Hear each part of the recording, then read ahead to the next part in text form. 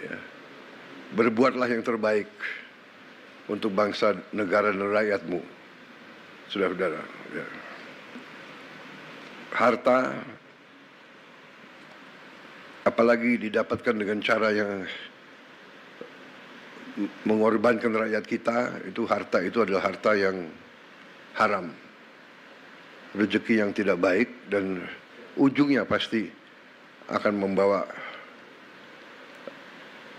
ketidakbaikan kepada siapapun dan keluarganya. Saya sudah melihat terlalu banyak ya, pejabat yang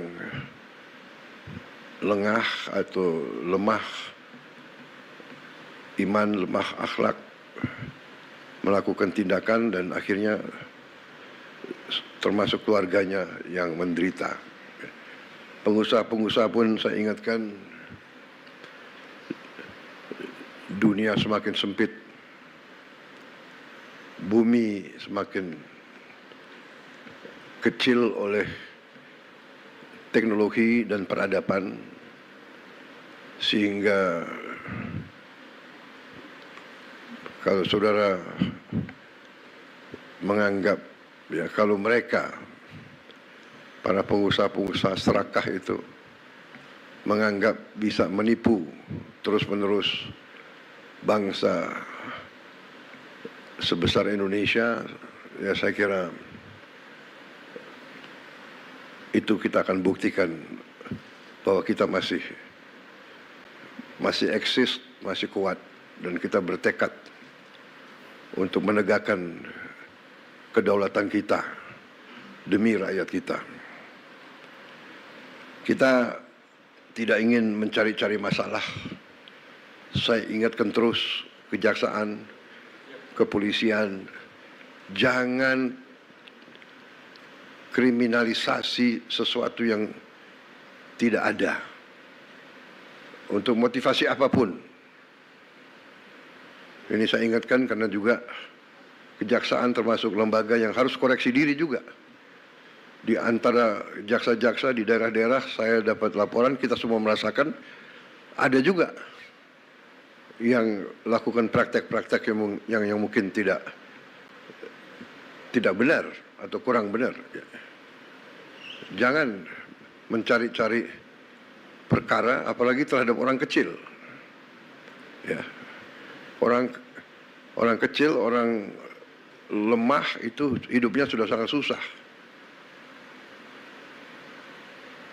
Jangan diperberat oleh mencari-cari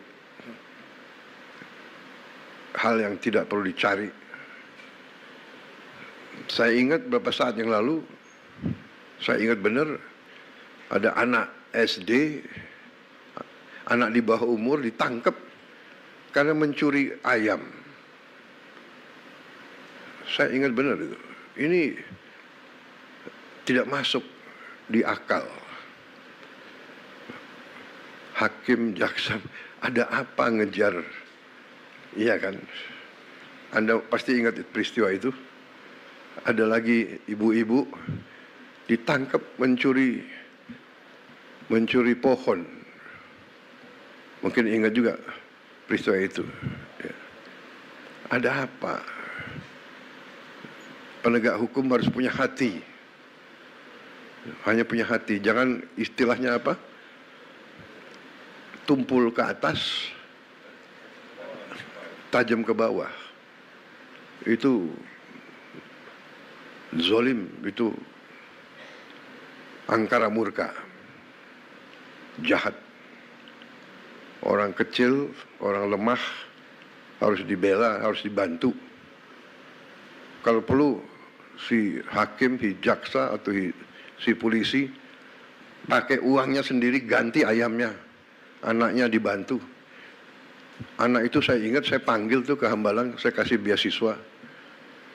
Hal-hal semacam ini saya percaya sudah tidak terjadi lagi, saya berharap.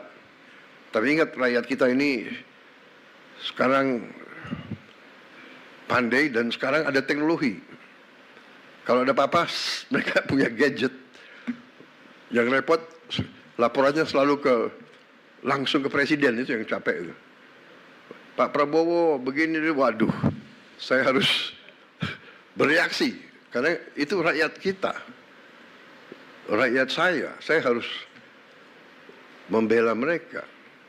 Saudara-saudara harus bantu saya menegakkan kebenaran, membela yang lemah. Yang kuat dia akan kuat. Tapi yang kuat kalau melanggar hukum, ya kita adu kekuatan. Kuat negara atau kuat mereka. Jangan mereka ngira Indonesia lemah.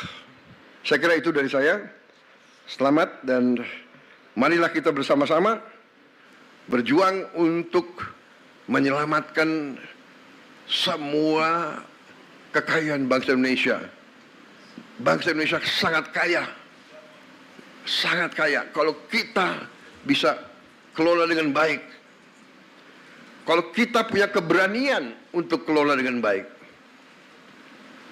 Indonesia akan cepat bangkit.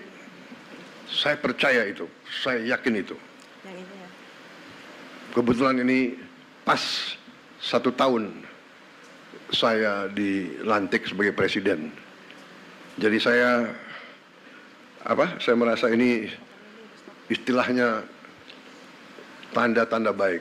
Di hari 1 tahun saya menyaksikan pemerintah Indonesia, kejaksaan sebagai bagian dari pemerintah Indonesia memperlihatkan dan membuktikan kepada rakyat kerja keras, kerja yang gigih, yang berani, sehingga bisa membantu negara menyelamatkan kekayaan. Ingat, kalau kita lihat ini sama dengan 8.000 sekolah kita perbaiki. 5 juta nelayan bisa hidup. 5 juta dengan uang yang ada di sini. Saya ini greget, saya ingin kalau bisa kita kejar lagi itu ya. Kekayaan yang diselewengkan. Terima kasih. Selamat bekerja di atas jalan yang mulia. Wassalamualaikum warahmatullahi wabarakatuh.